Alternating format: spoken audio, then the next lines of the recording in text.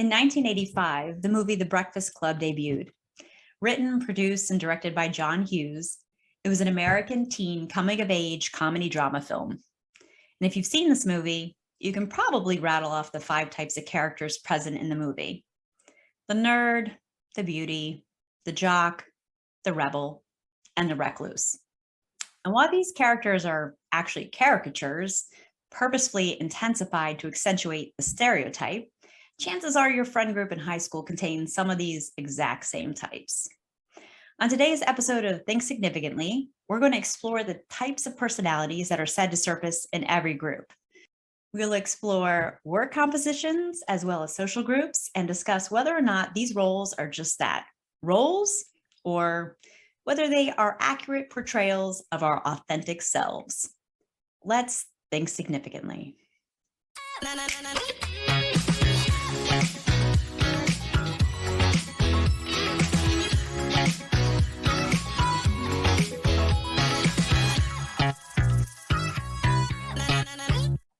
Hello, everyone. I'm Melissa. As always, I am joined by my co-host, Pete. Hello, Melissa, and hello to all the listeners out there. All right. So, Pete, I know that you and I canoodled a bit on this topic when we first added it to the docket, and we agreed that there is a heck of a lot that we could talk about between work groups and social groups and even high school groups. So do you have a preference of where we begin? I'll let you have dealer's choice. Well, with all those options, let's look at starting with work groups. I think that's the most relevant, most applicable to all our adult listeners anyway. All right. Well, that's as good a place as any. Okay, so let's start with the book Lead Inside the Box. I pulled some information out of that. It's written by Victor Prince and Mike Figliolo. They developed or highlighted 8 archetypes of employees, which can be summed up in a 2x2 grid. Which you're not going to try to illustrate, I'm sure. I do not have any desire to illustrate. No. This is a different season, Pete. We don't have to be like, okay, so imagine on the y-axis and now on your x-axis. Yeah, I would love to get away from that altogether if we could. There you go. But in this case, it is a 2x2 box. All right. Just picture the old 2x2 box that we used before. But in one of the boxes, you've got your exemplars.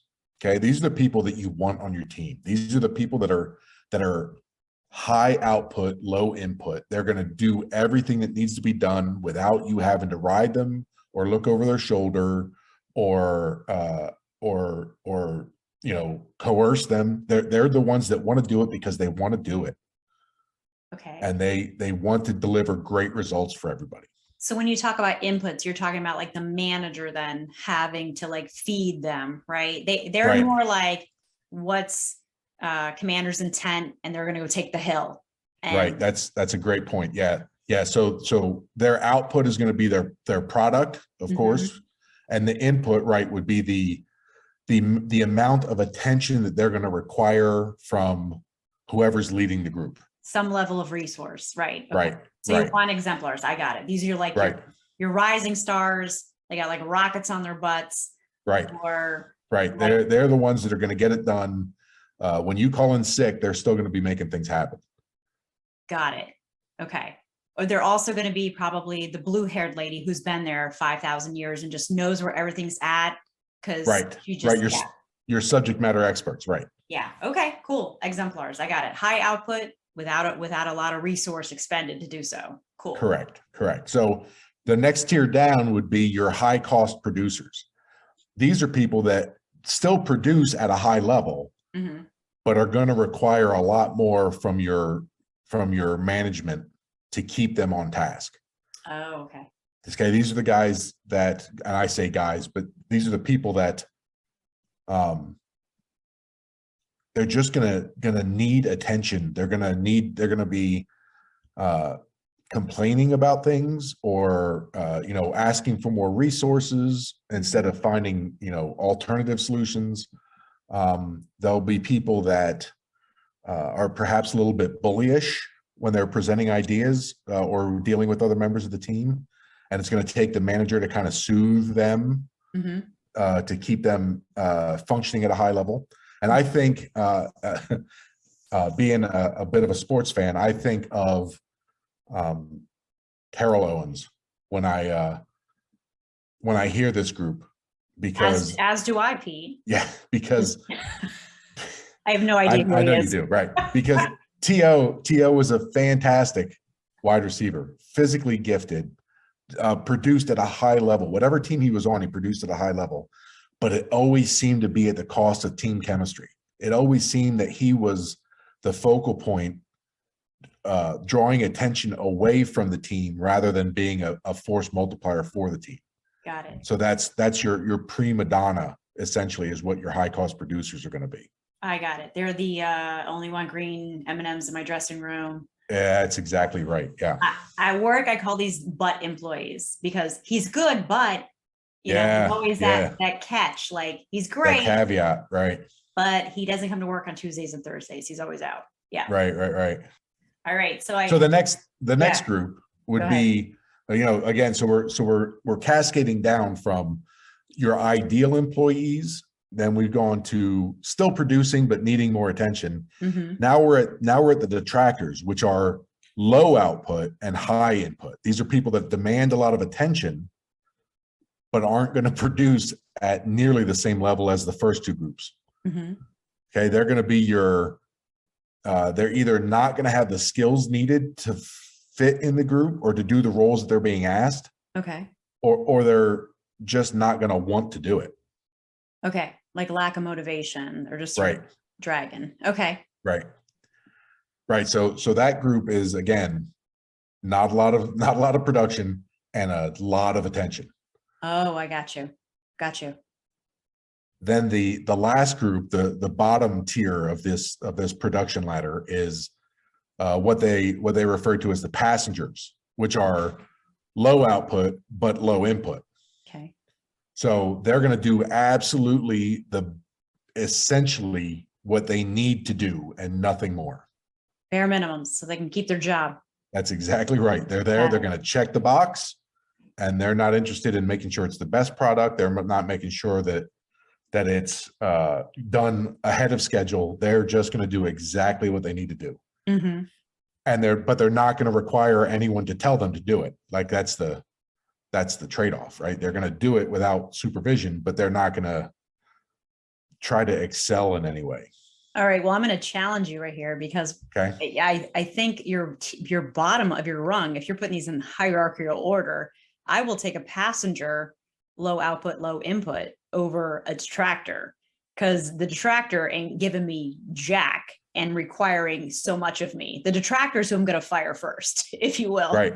No, and I'll tell you that from the perspective of a manager, I agree with you 100%. I'll take somebody that is a known quantity but doesn't require my attention. Yeah. Over somebody that that I'm investing quite a bit of my time in.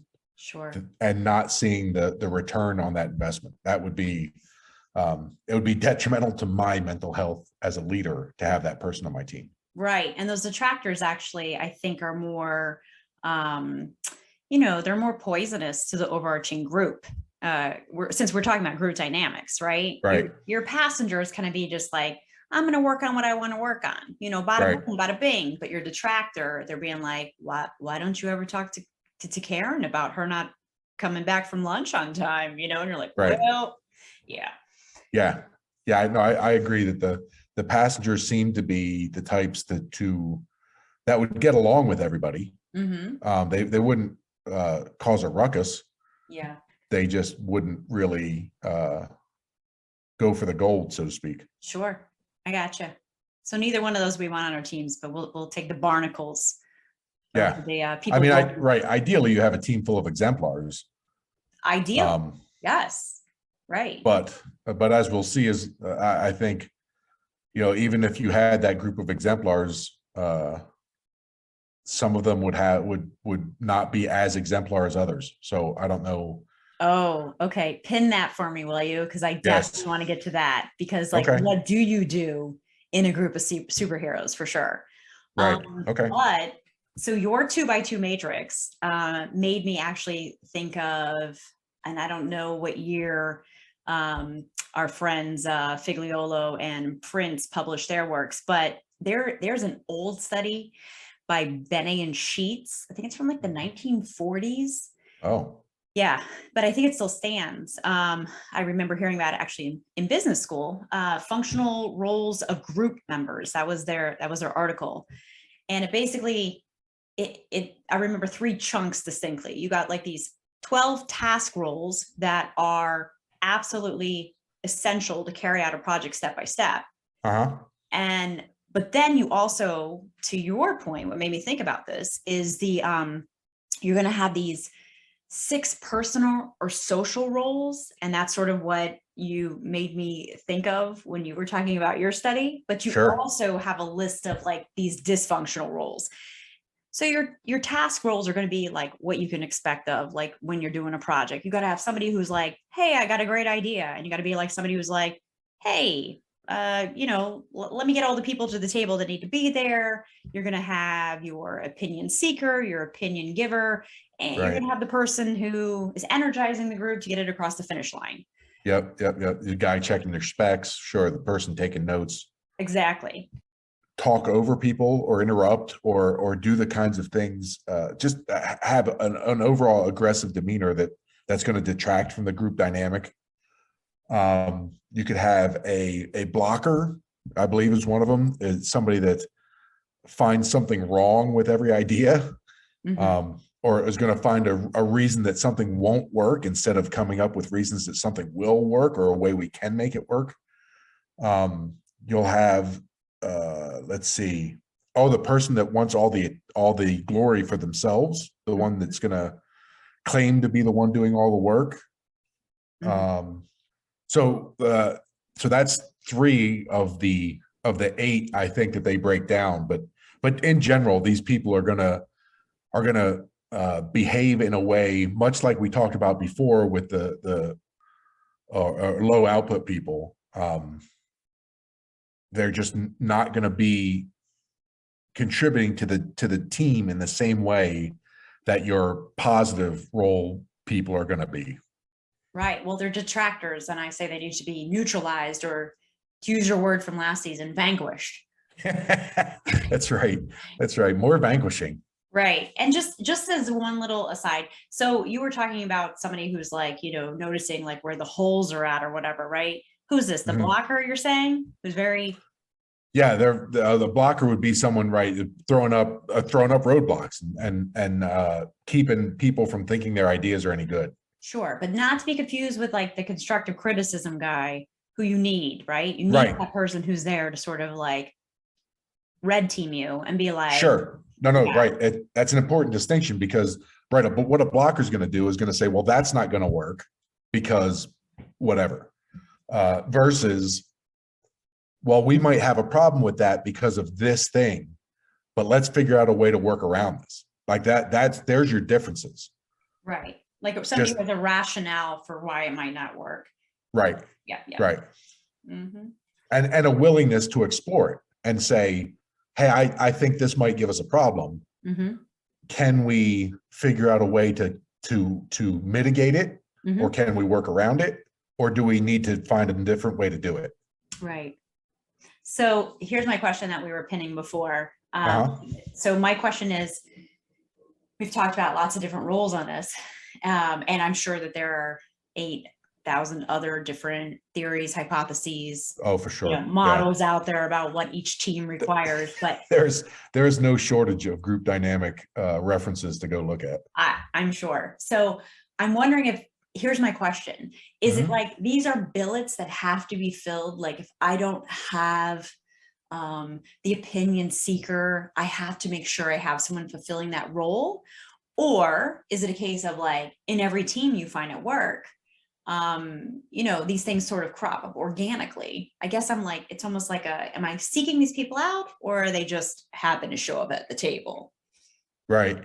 So, right. And if I can rephrase a little bit, I think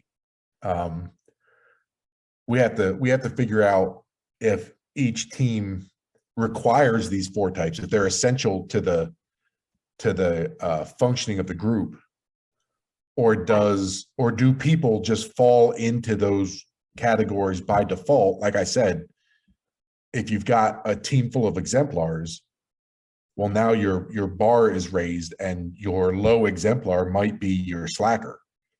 Yeah. Or it could still be an exemplar, but by default, like relatively speaking, Right. they look like that. Like if we're all a group of astronauts, am I gonna just innately have somebody who looks like a Jeff Spicoli, right? Right. Type Right. in my group just because maybe his sparkle isn't so shiny, Right. as shiny, if you will. So yeah.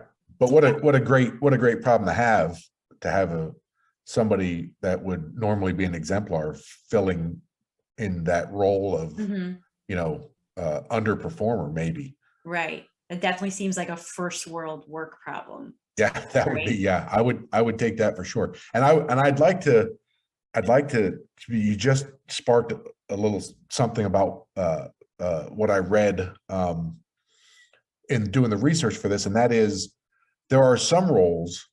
So for example, the task roles that Benet and Sheets point out, those task roles are roles that you need to have the group function. Right. The personal roles and the dysfunctional roles are things that you might encounter, but those task roles need to happen.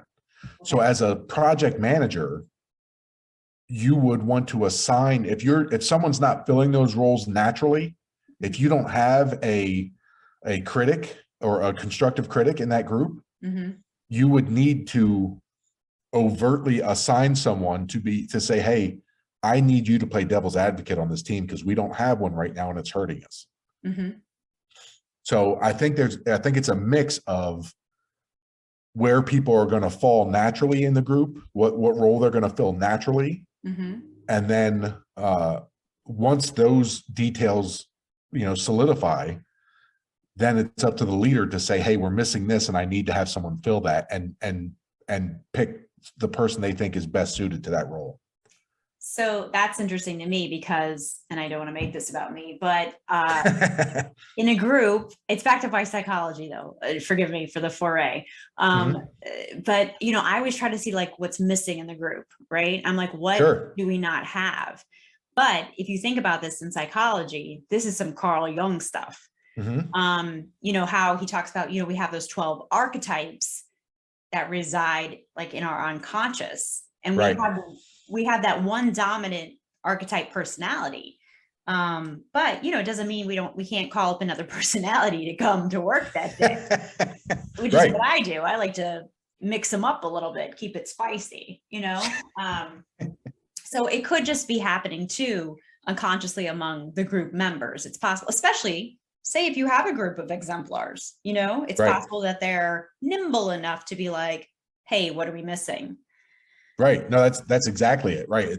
I think there's a certain level of awareness, right? If you're an engaged actor in this group dynamic, you're going to kind of sense what's missing. You're going to kind of get a feel for, hey, we've got too many people spitting out ideas and not enough people doing work. I'm just going to go to work. Or, nobody's really speaking up and criticizing the ideas that we're coming up with. Let me try to really flesh out these ideas by trying to poke holes in it. Sure. So yeah, I think that those archetypes, Jung's archetypes specifically, and thank you for bringing that up. I think that in these instances, it would be easy for us to fall into a second or third tier, right? Sure. Archetype that applies to us because it's the role that's needed in the group that we're in. If you don't mind, I'm going to chat or just sort of ask you to elaborate on something though, but you're assuming that there's a leader in the group.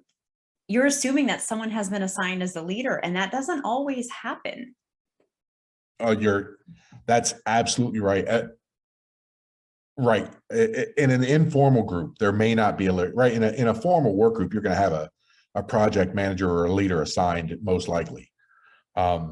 but it's possible that you've got an informal group pulled together, and in that instance, leadership might be assumed. Yeah. And the size of the group is going to have an influence on where people in the group think that responsibility lies. Yeah. There's a study that shows that the responsibility felt by members of a group declined as the group got larger. So what they found is that in smaller groups, those, let's say 2 to 4 people, Right. The members of the group were more likely to feel responsibility for what the group was doing, Okay. and to assess themselves as leader of the group without being formally anointed as the leader. Mm-hmm. They were more likely to feel like they were in charge. Mm-hmm. Once the groups got larger, let's say 6 to 8 people, now the group members were less likely to assess themselves as leader. And among the biggest group, the 8-person group was the biggest one that they studied. In those groups, they were more likely to say that they took a fringe, non-participatory role in the group's activities, like our slackers in the earlier example. They're there and they're going to do what they have to do, but they're not really engaged in the process. This is almost like bystander effect, really. It's very much like bystander effect, right? Like if I'm the only person there, I'm going to give you CPR. But if there's 40 of us, I'm not going to feel like I have to give you CPR. These are very highly related phenomenon, right? Mm-hmm. The more people that are there, the less responsible I feel to do anything. Got it. Yeah, makes sense to me. Right. And in those larger groups, you also saw that members had a tendency to overestimate their effort and underestimate their responsibility. Oh, that's fascinating. Right. So they thought that they were producing more, but were actually relied on less. Oh, that's interesting. Yeah. And for me, the takeaway there would be that these same people, right? And you take this 8-person group and you break it into 4 2-people groups. Mm-hmm. And all of those people are going to be willing to take responsibility for what they're doing. Mm-hmm. You put them together back in those 8 people. Now you've got some of them saying, I'm not going to be engaged anymore. Mm-hmm. So it's not that they're a disengaged person. It's that at a certain point, they don't feel like they've got the tools to be the leader anymore. Or that role is being filled by someone more capable. Right. Sure. Yeah. So they just take a back seat. And that's what I find fascinating in this study specifically, but in general, in this discussion about roles and group dynamics, mm-hmm. is how do we determine where we're going to fit in these groups as they get formed? Mm-hmm. This is just some crazy aside, but I was trying to think of situations where, like at work, where there's not necessarily a leader. Mm-hmm. But I'm always like, who called the meeting? Because if you called the meeting, you got skin in the game. Like you need something. Because I wasn't calling the meeting. You asked to see me. So clearly you were in charge. Let me contribute in whatever way I can, but I'm clearly not the leader. Yeah. All right. Well, this is agreed. Fascinating. So do you want to pivot and talk about friends and social groups and see how they compare and contrast? Yeah, I would love that. I think we've done the work groups. I think we've done some good lifting on that. We've done yeoman's work. Yes. That's a great way to put it. Yes, ma'am. We sure did. All right. So what I bring to this discussion is a 2000 survey, and it's actually from across the pond, which I was very happy because goodness knows some of our significant others are not from America. That's right. Yeah. This survey happened in the UK. One poll put out a survey, if you will, to a bunch of friendship groups about their mates, their pals, if you will, their comrades, and their personalities. And the study found that every friendship group has at least 1 or 2 of each personality type in their core circle. Okay. So this is like, 2000 is not a small N, if you will. No, That's a significant study. it's thinking significantly. Yes, that's exactly right. So I was like, I'm like, is my, then you start thinking like, does my core circle have all of these? So you're looking, every group has these people in it, at least one of them. And you might have like an understudy or someone on the bench who's like, right, Sure. step up. You got a B team. Right. So here they are. Here's the personality types. Think about your Okay. friend group and tell me if they exist in your friend group. Sure. You got the organizer, right? Oh, yeah, absolutely. Absolutely. That's the person pulling everything together. Yeah. Right. They're like, yeah, they're rallying the troops for the big night out. You got the motivator who, I mean, it could be the organizer, right? But you got the person who's like, you got to go, Becky. You got to go, Right. They're cheerleading essentially. They're I don't want to say convincing people to participate, but they're definitely they're getting people out of their comfort zone. They're encouraging people to participate. Right. And they probably know a little bit about that group enough to be like, they have, right. Wear your purple socks. They're like, know something about you to sort of loop you in. You're like, oh, I'm wanting to wear my purple socks. Absolutely. Yeah. All right. So then you have the oracle.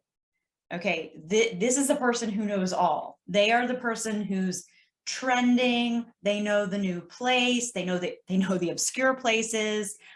They know the best restaurant. They know, Blue Man Group is actually doing some underground sort of like presentation, and they're actually the Aquaman group, they're the oracle. They're the person that knows everything and has probably done everything.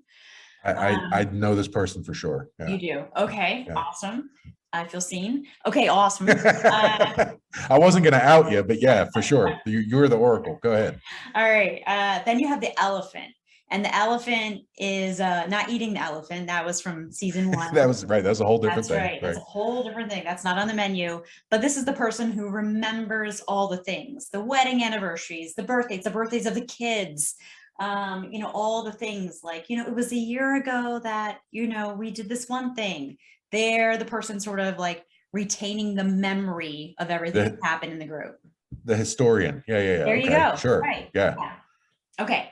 Then you have the maverick, and you're probably going to think this is not going to line up. My definition of this is not going to line up with what you have in your head, but you tell me. The maverick is the disco ball of every friendship group, bringing fun and joy with them wherever they go. Oh yeah. No, I would not have called that a maverick, but yeah. Okay. You had a Top Gun kind of connotation in your head. Yes. I was thinking actually John McCain, but yeah. Oh, sure. Okay. Or yeah. And I don't think John McCain. I don't think he was the life of the party. I never got that vibe from him. I didn't. I don't. Yeah. I don't imagine up on the dance floor, but perhaps he's more of the historian. I don't know. He's got a more erudite role in the group. Yes. I agreed. Yeah. Okay. Two more. Okay. Yeah. Hit me. I laugh.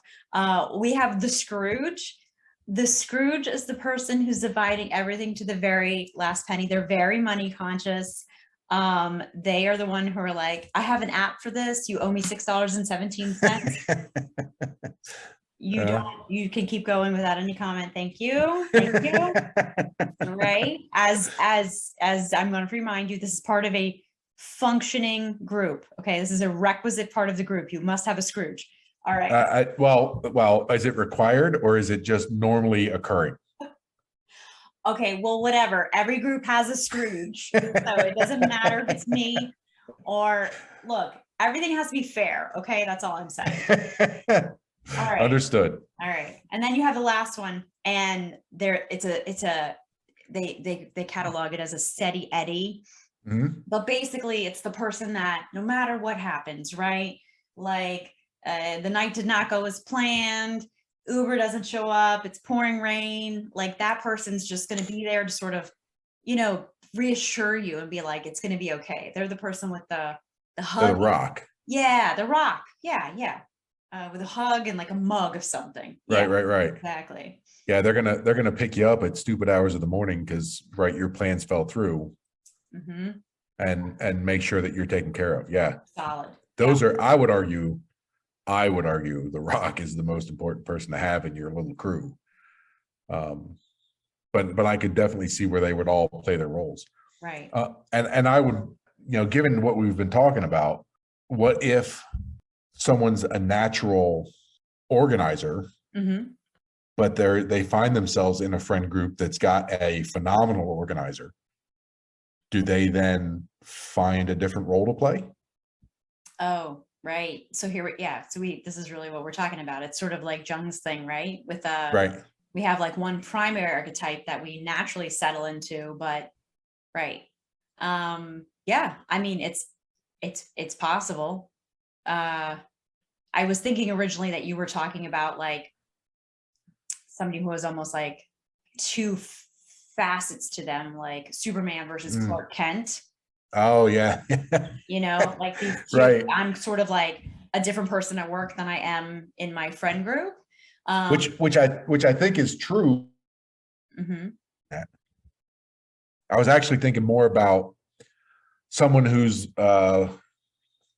let's say that they're like a big fish in a little pond, Mhm. as they're growing up and through high school, right? They're doing all the things. They're the captain, they're the class president, they're in the school play, just big man on campus, big woman on campus, whichever. I don't want to. Nobody says big woman on campus. No, yeah, that doesn't sound right at all, does it? No, that's not a phrase. Uh-huh. Yeah. Yeah. Okay. So anyway, someone of huge import, Mhm. in at that level of their life, Mhm. and then they get to college and they realize that they're no longer the most of any of those things. They're not the best athlete or the smartest kid or Mhm. the best musician, or they have to find a way to fit in now. Right. They're no longer the superlative because their pond got bigger. Right. Yeah, exactly. Yeah. Happens at work too, though. Think about that. You're at a small boutique firm and now you're working for like Big Blue, IBM, and you're like one of countless members on special counsel for them or Sure. Right. Mhm. Yeah. Or even, yeah, just you get assigned to a different project and all of a sudden, right, we joked about before about in a previous episode about storming, norming, forming, and that, but every time you join a new group, you're going to go through that process of figuring out where you fit. Where you fit. Yeah. So you're saying so to get capture this correctly, you're saying though, like you're the top of the heap in one place. So you're assuming like as far as roles go, you're kind of like the leader because you're small Hmm. pond, and then you Sure. get somewhere and then you're just like that person who's on the group who's just a listener. Right. Still a valuable member of the group as a reminder. No, But absolutely. Right. right. Or it's kind of like what we talked about with the astronauts, like just by default when you have like a whole bunch of exemplars, one is just by default because you're at such a high peak level of performance with these other folks who are also doing the same damn thing. Right. The Jeff Spicoli, like Right. Right. Yeah. It's not that you're not a great astronaut. You're Mhm. just not on the same level as the others in the roles that they're playing. Right. You're not the one going to the Mars. You're the one going to schools and like talking about your helmet and like what you eat and like Right. how things float and right. Yeah. Still valuable though. Still valuable, right? So you're talking basically about what is required, I guess, right, of us Hmm. when we pivot to another group where our normal role that we normally fill has already been filled or we're not the best at filling it, right? Right. Because we want to feel like, as an individual, Mm-hmm. we want to feel like we're bringing something to the group. We want to feel like we're valuable in some way. Mm-hmm. And if what we're good at is, if I think that I'm good at um, providing that constructive criticism, Mm-hmm. and I get put in a group with somebody who is exceptional at it, well, now how am I contributing? Right. I've Yeah. got to find some other niche, some other role to play, some other task role to fill Mm-hmm. in order to meet that innate desire to contribute. And as soon as you said like value to the group, I thought, oh, you're really talking about like identity. It's not a role, it's who you are. Right. Right. Yeah. That's a great way to frame it, I think. Because we're not just talking about things that are important for the group to be Yeah. successful, Mm-hmm. but they're also important to us as individuals, because Mm-hmm. we do so much in our lives. We do so much defining of ourselves based on how we think others perceive us. Mm-hmm. And this is just a very easy example to put out there, that in this work group, in this friend group, in this whatever group, if my role is to be the motivator, Sure. if I'm the one patting everybody on the back and saying, oh yeah, no, you did a great job, keep at it, we're doing fantastic work, that's going to be how I see myself now. Mm-hmm. And that's going to be how I conduct myself as I move into other groups. That's going to be the role that I'm more likely to fall into, because that's where I see myself, And or that's where you've been. I'll be more comfortable in. Let me put it that way. Sure. And the part too is that you've been rewarded to some degree for performing that role. Absolutely. Right. Absolutely. Right. Because that's how we know that we found our niche. Mm-hmm. Sure. Right. If I come up with, again, to stick with the criticism role, if I come up with a critique of an idea, and someone else comes up with a more in-depth critique and a better solution for overcoming the holes in the idea, Mm-hmm. well, they're going to get the kudos and I'm going to be kind of left in the dark. But if like I said, now if I switch to motivator role and Mm-hmm. I'm congratulating them, hey, that was a great idea. Like, you really drilled down on the details of that thing. Yep. And you were able to see the weaknesses and then come up with ways to shore them up. That was fantastic. Please keep doing that. And they're going to appreciate that input. Mm-hmm. And that little bit of, feedback is going to encourage us to continue in that role. Which leads me to Mm-hmm. next week, we are talking about sidekicks. So Promo. yeah, not only a promo, but it's a nice way to segue into that, because I want to remind you that just because you're the front man doesn't mean that you're any less valuable.